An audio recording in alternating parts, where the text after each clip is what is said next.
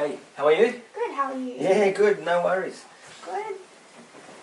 So, have you decided what you want to talk about? Well, make it hard. Alright, I reckon we go straight to the serious stuff, like,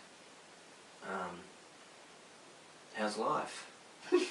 How is life? Oh, well, actually life's good. That's a bit of a cliche, isn't it? Life's good. Life is good, life is very good.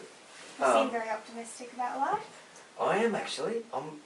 The scary thing is, and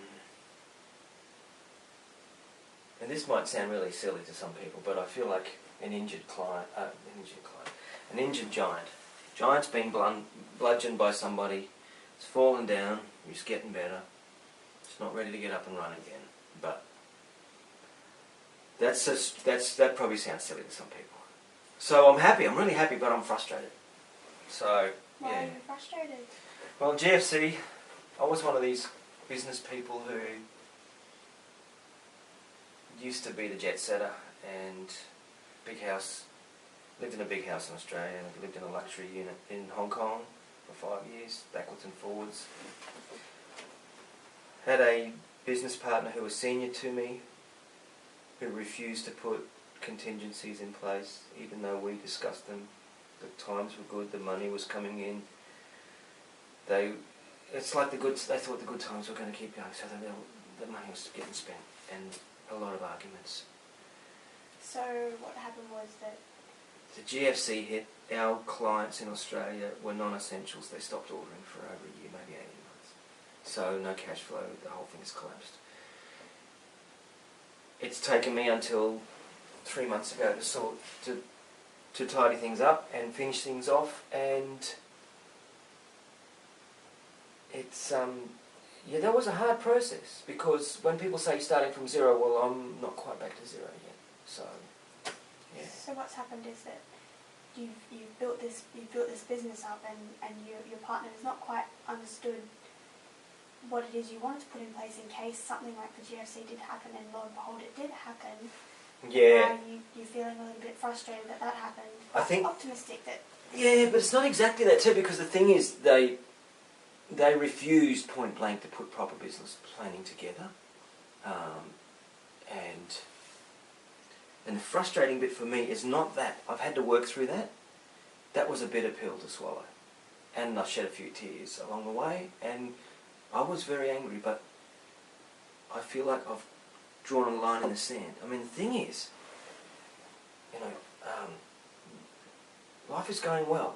I've gone from renting a nice townhouse to living back with my sister and brother-in-law, specifically to save money. Let's get this thing sorted. I've got a little business that makes me good money. It makes me much better money than the average wage once I take all my expenses out, so that's good. I've got engaged recently, and she's lovely, and she loves my family, and they love her, and that's wonderful. But I've had to clean up that mess. I've got one life, which is like a block of land. The old house is no good. I've got to clean that out, clean the foundations out, put the new foundations in, and that's where I am now. So you're rebuilding everything from scratch almost? From scratch. And it seems as though maybe your emotional life is now, like your personal life is now in check, and you're going swimmingly with that, and now it's just about the business aspect, the achievements that you want to make in business. It's about the business. But it's also about the personal life, because it's all interwoven. Why is it about that? Well, this gorgeous woman, she supports me, she knows my story, she's patient, but we want to buy a house, and we want to get started, and it's just out there. So you're feeling a little bit impatient to get impatient, to it. Yeah. It's like the movie where the guy's going, hold, and they're all lined up in a battle to shoot, and the enemy's coming through the forest, and the commanding officer's going, hold, hold, hold, hold, because they've got muskets, it's like 1800, and they've got to wait till the guys are 20 feet away, and they don't. Mm.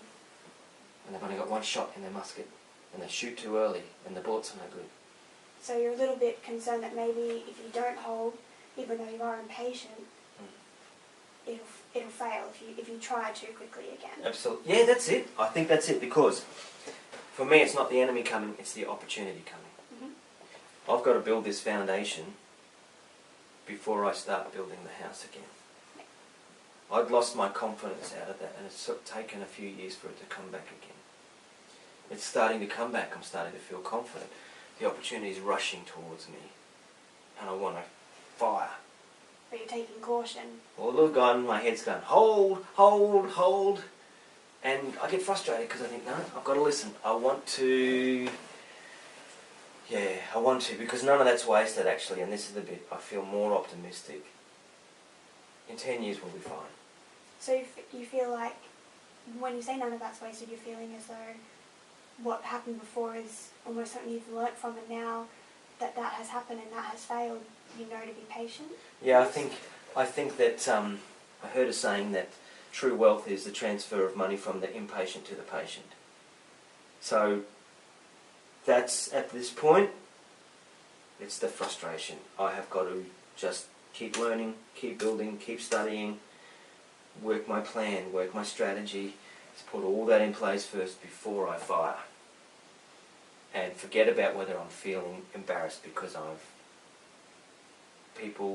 look good, but I'm, compared to most people in Australia, my age, I'm quite poor.